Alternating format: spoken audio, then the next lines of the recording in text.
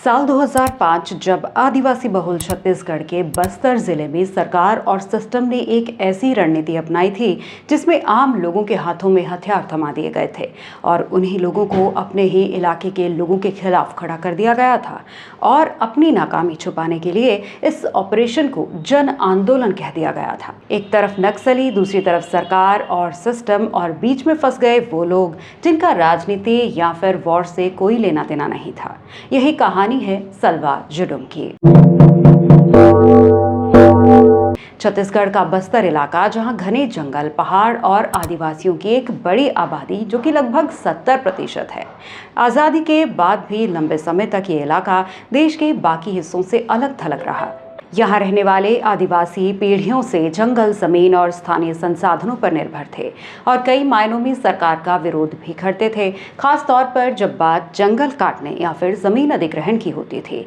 ये सरकार से भी लड़ जाते थे क्योंकि इलाके की 70% आबादी इन्हीं की थी, तो सरकार और सिस्टम ने इन्हें लेबल कर दिया माओवादी या नक्सली। ये लोग सिर्फ अपनी जमीन और जंगल की रक्षा करना चाहते थे, लेकिन इनके बीच में कुछ ऐसे लोग भी थे जिन्होंने मौके का फायदा उठाया। उन्होंने आदिवासियों से कहा कि सरकार तुम्हारी जमीन ले रही है, अधिकारी तुम्हारा शोषण कर रहे हैं, लेकिन हम तुम्हारे साथ हैं। शुरुआत में कई जगह उन्होंने स्थानीय भ्रष्टाचार, ठेकेदारों और पुलिस के खिलाफ आवाज भी उठाई, जिससे कुछ लोगों का भरोसा बना। कई गांवों में उनकी समानांतर सरकार भी चलने लगी। साल 2000 के दशक तक बस्तर का बड़ा हिस्सा ऐसा हो चुका था जहां सरकार नाम की चीज सिर्फ कागज पर थी। तब एक शख्स सामने आया जिसका नाम था महेंद्र कर्मा।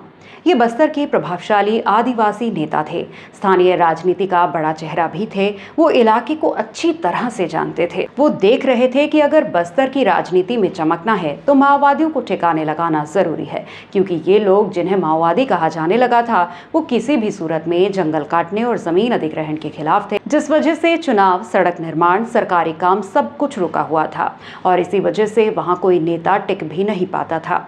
महेंद्र कर्मा ने इसे अपनी राजनीति चमकाने की एक अपॉर्चुनिटी समझा और एक गेम प्लान कर डाला। इन्होंने 2005 में एक अभियान शुरू किया जिसका नाम रखा सलवा जुडुम। गोंडी भाषा में इसका मतलब होता है शांति अभियान या फिर शुद्धिकरण अभियान। सुनने में बड़ा ही शांतिपूर्वक लगता है, लेकिन प्लान कुछ और ही था। कुछ स्थानीय लोगों को सरकार ने अपने साथ जोड़ के इन माओवादियों के खिलाफ खड़ा कर दिया। इन्हें हर तरह की सुविधा और प्रोटेक्शन भी दे गई। गांव में बैठकें और रैलियां निकाली गईं। आम लोगों को नक्सलियों के खिलाफ एकजुट किया गया। कहा जाता है कि कई लोग अपनी सुरक्षा के लिए जुड़े, कईयों को नौकरी का लालच दिया गया और कई जगह आरोप भी लगे कि लोगों पर दबाव डाला गया है। हजारों आदिवासियों को इस अभियान के साथ कैंप्स में लाया गया।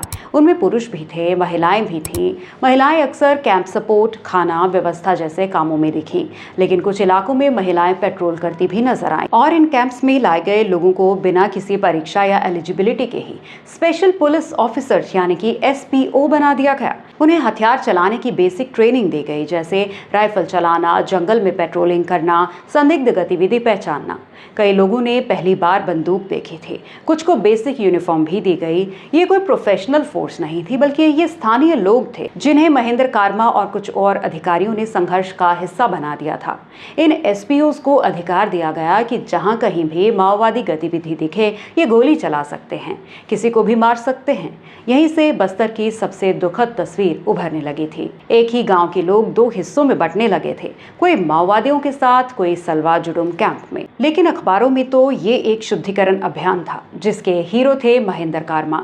सलवा जुडुम ऑपरेशन में गांव के गांव जलने लगे क्योंकि SPOs को किसी का भी डर नहीं था और वो उन आदिवासियों के घर गांव जला देते जो उनके ऑपरेशन में समर्थन नहीं दे रहे थे। धीरे धीरे मामला इंटरनेशनल लेवल पर पहुंचा। कई मानवाधिकार संगठनों ने कहा कि अभियान के दौरान गांव जलाए गए, लोगों को जबरन कैंप्स में भेजा गया, हिंसा भी हुई। हजारों लोग अपने घर छोड़ने के लिए मजबूर हुए। कुछ कैंप्स में रहे, कुछ जंगलों में छुप गए, कुछ दूसरे राज्यों की ओर चले गए। स्कूल खाली हुए, खेत बंजर हो गए और एक पूरी पीढ़ी डर के माहौल में बड़ी हुई। आलोचकों का कहना था कि सरकार ने अपनी जिम्मेदारी आम नागरिकों पर डाल दी थी, लोगों को हथियार देकर कॉन्फ्लिक्ट का हिस्सा बना दिया था। जो लड़ाई राज्य और इंसर्जेंट्स के बीच थी, उसमें गांव के लोग मोहरा बन गए। लगभग 6 साल बाद मामला सुप्रीम कोर्ट पहुंचा। 2011 में अदालत ने कहा कि नागरिकों को इस तरह हथियार देकर लड़ाई में झोंकना संविधान की भावना के खिलाफ है। एसपीओज व्यवस्था और सलवा जुडुम मॉडल पर रोक लगाने के आदेश दिए गए।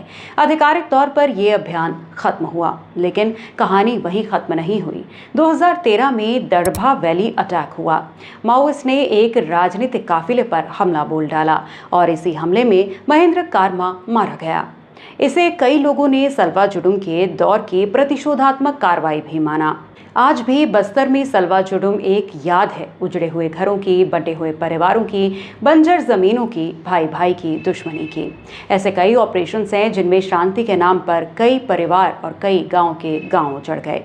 आपको हमारा ये वीडियो कैसा लगा, हमें कमेंट्स में ज़रूर बताएं।